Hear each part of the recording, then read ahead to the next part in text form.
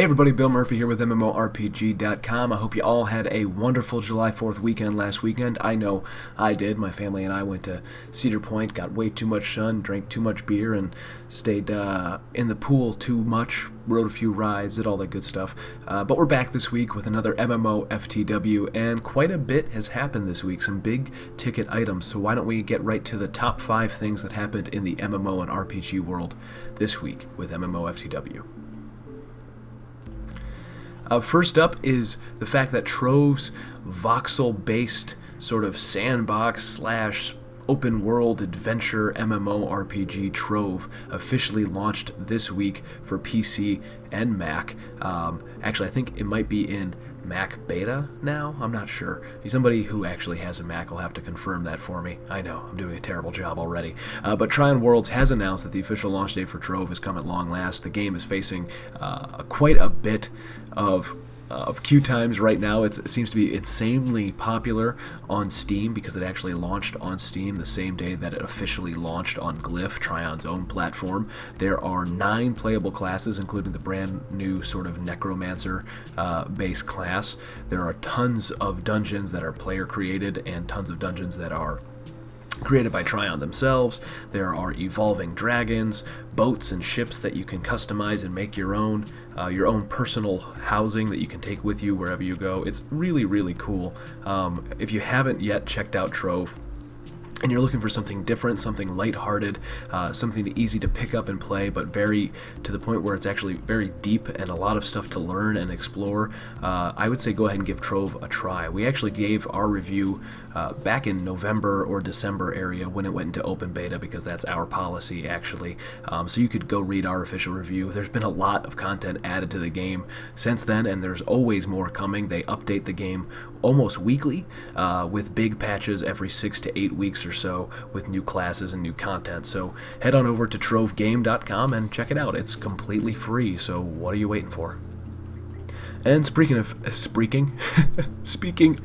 things, Skyforge, the brand new free-to-play MMORPG from Obsidian and All Odds team, went into early access this past week with an official open beta starting on July 16th. Now, Skyforge, the best way I can describe it is it plays a lot like Neverwinter, but without a spammy cash shop and without things that cost so much money that you just want to gouge your eyes out, like mounts don't cost $40 in Skyforge. That right there is a good indication that you should give it a try.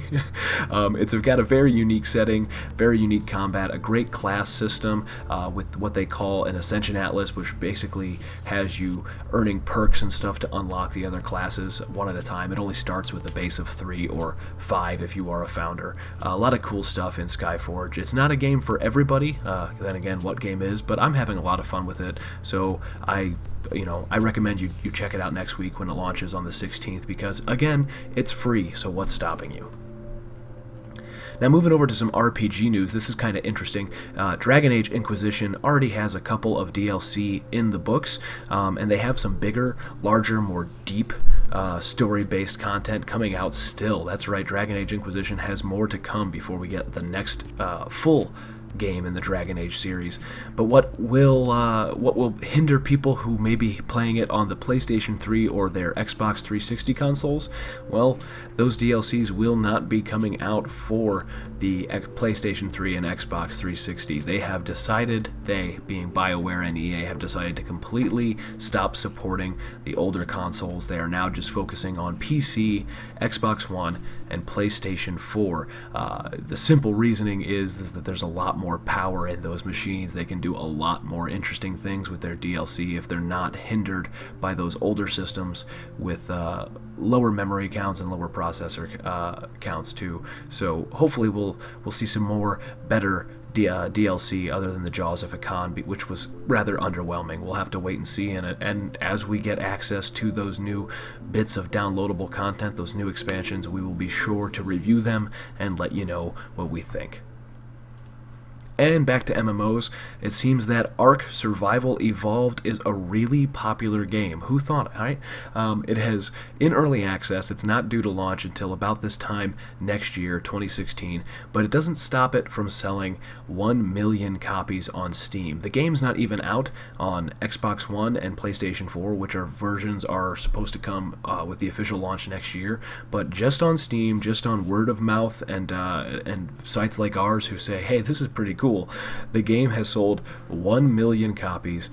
You can head over to Steam and celebrate with the guys now. I think it's about $30. It's a one-time purchase. You don't have to pay anything else after that. And check out this sandbox MMO meets Land of the Lost. It's what would happen if DayZ and Land of the Lost had a baby. That's the best way to put it. And if DayZ was actually, relatively stable and fun to play too. Sorry DayZ fans.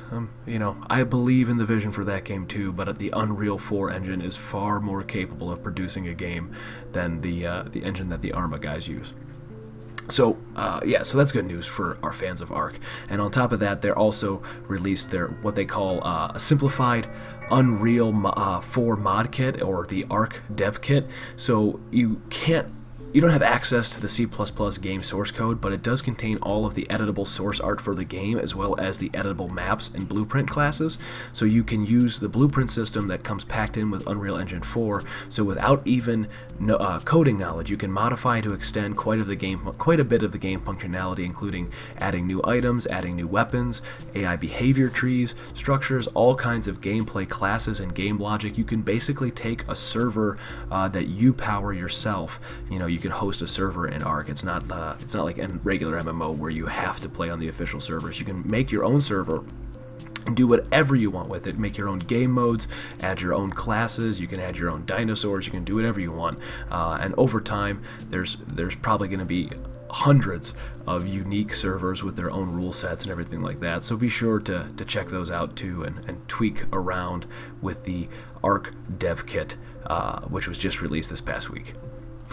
And last but not least, we touched on this earlier this week in one of my gut reaction videos, but Final Fantasy XIV, A Realm Reborn, has halted Mac sales, and they're offering refunds for the Mac version, because when it came out on June 23rd, the system specs and everything that was supposed to work on the Mac and be kind of flawless, as things usually are with Square Enix as of late, it wasn't.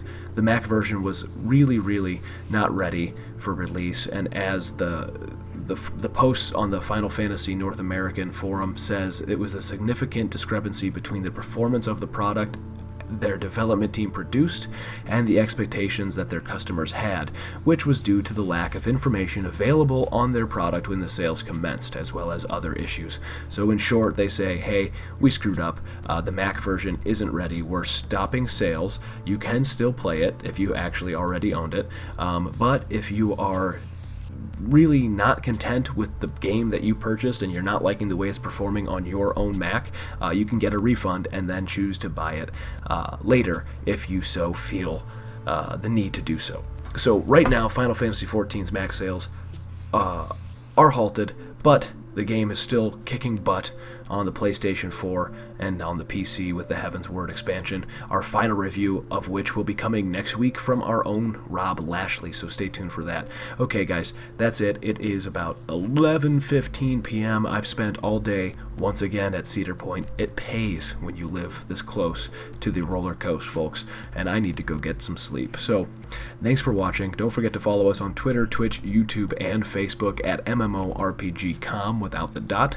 As always, you can follow me on Twitter at TheBillMurphy, and remember, don't let a bad pug get you down. Make sure to level up your MMO knowledge by visiting MMORPG.com, subscribing to our YouTube channel, and by following us on social media. To catch up on the week's biggest MMO news, watch our latest MMOFTW. And to see if there's a better MMO out there for you, watch one of our latest First Impressions videos. Thanks for watching.